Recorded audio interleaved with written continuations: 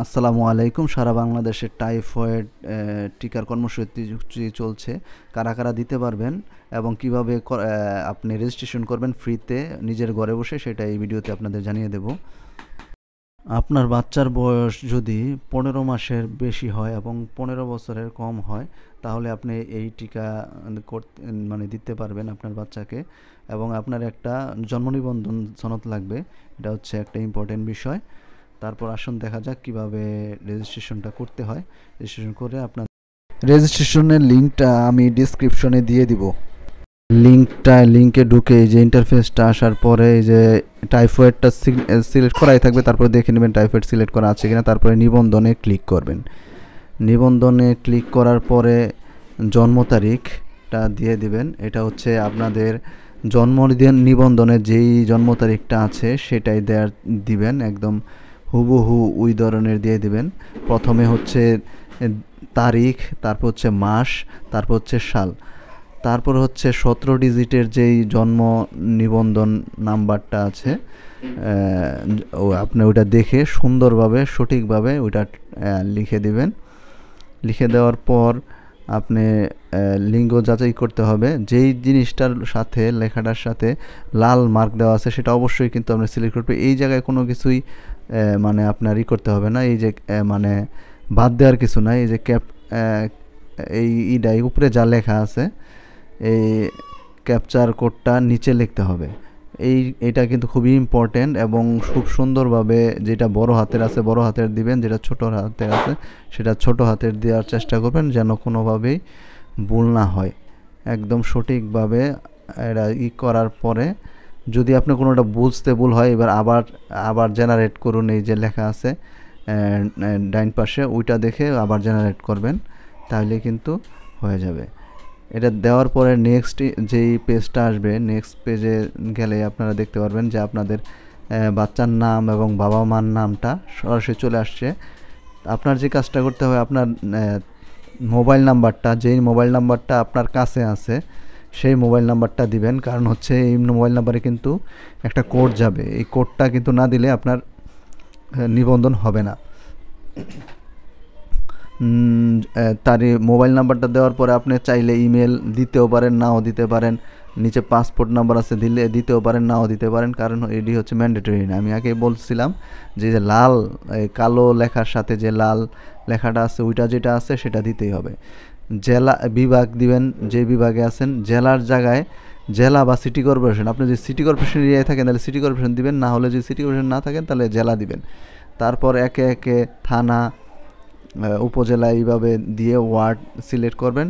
তারপরে গ্রামের বা মহল্লার নাম লিখবেন এবং হোল্ডিং নাম্বার লিখবেন এবং না এটা লেখার পরে সাবমিট করে দিবেন। তাহলে আপনার তৃতীয় যেই পেজটা আছে ওইটিখানে চলে যেতে পারবেন।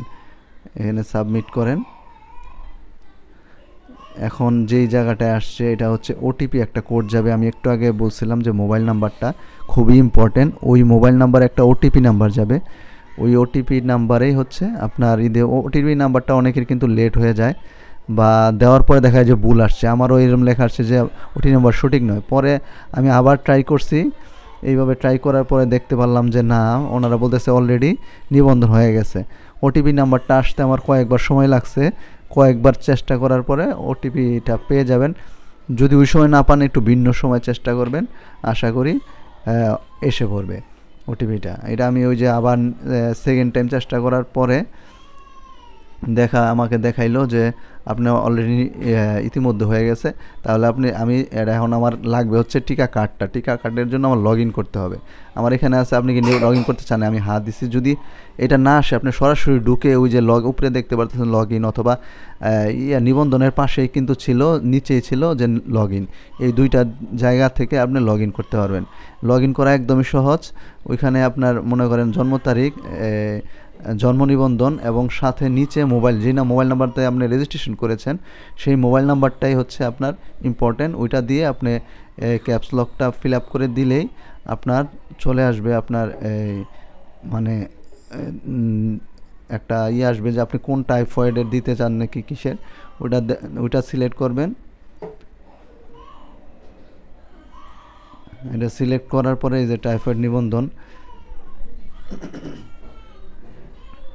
নিবন্ধনে আমি সিলেক্ট করলাম। উপরের ইনফরমেশনগুলো দেখবেন যেগুলো আমি আগে দিয়েছিলাম ওইগুলো আর কি আসছে এইখানে আর কি দুইটা জিনিস আসছে, যে শিক্ষা প্রতিষ্ঠানের পর্যন্ত শিক্ষার্থী কিনা বা শিক্ষার্থী এটা সিলেক্ট করার পরে আপনার কিন্তু এই যে আমি আগে যা নিবন্ধন করছিলাম এখন শুধু আমি কোন কেন্দ্রে দিতে চাই সেটা আর কি এখানে সিলেক্ট করে দিতে হবে।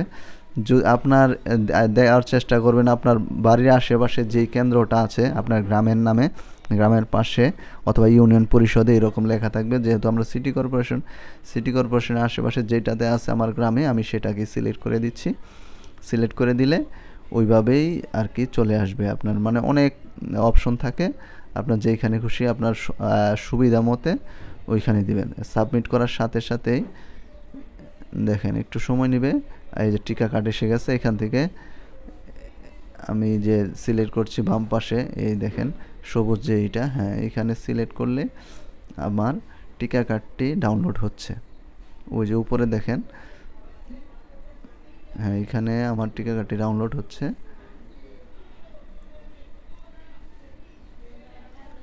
অলরেডি ডাউনলোড হয়ে গেছে। এই দেখেন এটা হচ্ছে আমার টিকা কার্ড।